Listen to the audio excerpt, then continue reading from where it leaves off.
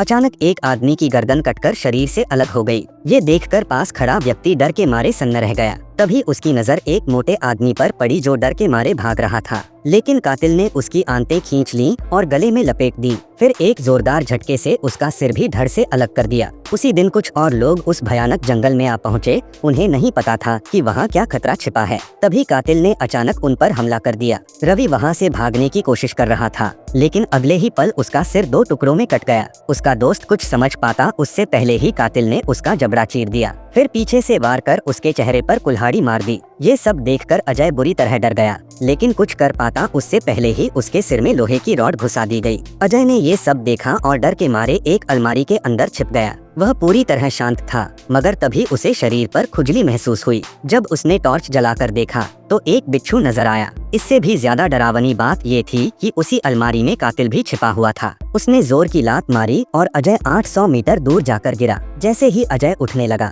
कातिल ने कुल्हाड़ी उसकी पीठ में मार दी। उसे कभी उम्मीद नहीं थी कि मौत इस तरह मिलेगी। फिर उसने ड्रिल मशीन निकाली और उसकी खोपड़ी का पिछला हिस्सा खोल दिया। अगले सीन में दिखाया गया कि प्रिया नाम की लड़की 2 गाड़ियों के बीच फंस गई थी। नीचे गिरने पर उसकी हड्डियां टूट जाती। तभी उसका दोस्त आर्यन उसका हाथ पकड़ लेता है, लेकिन गाड़ी को एक शैतान 120 की रफ्तार से चला रहा था। प्रिया गिरकर एक पेड़ की शाखाओं में फंस जाती है। ये देखकर प्रिया और आर्यन दोनों डर जाते हैं। उन्हें साफ समझ आ जाता है कि डेविल शैतान उन्हें मारना चाहता है। दोनों एक दलदल की ओर भागते हैं, लेकिन डेविल उनके पीछे पीछे आता है। वो दलदल में कूद जाता है और धीरे धीरे उनके पास आने लगता है। डर के मारे उनकी हालत खराब हो जाती है। तभी डेविल पानी से निकलकर अचानक प्रिया पर हमला कर देता है। आर्यन प्रिया को भागने को कहता है। प्रिया को एक बंद कमरा दिखता है। अंदर बहुत अंधेरा होता है। वह डरते हुए अंदर जाती है, जहाँ एक बॉक्स में उसके दोस्त की लाश होती है। तभी उसे डेविल के कदमों की आवाज सुनाई देती है। वह तुरंत लाश के पीछे छिप जाती है और बिल्कुल नहीं हिलती।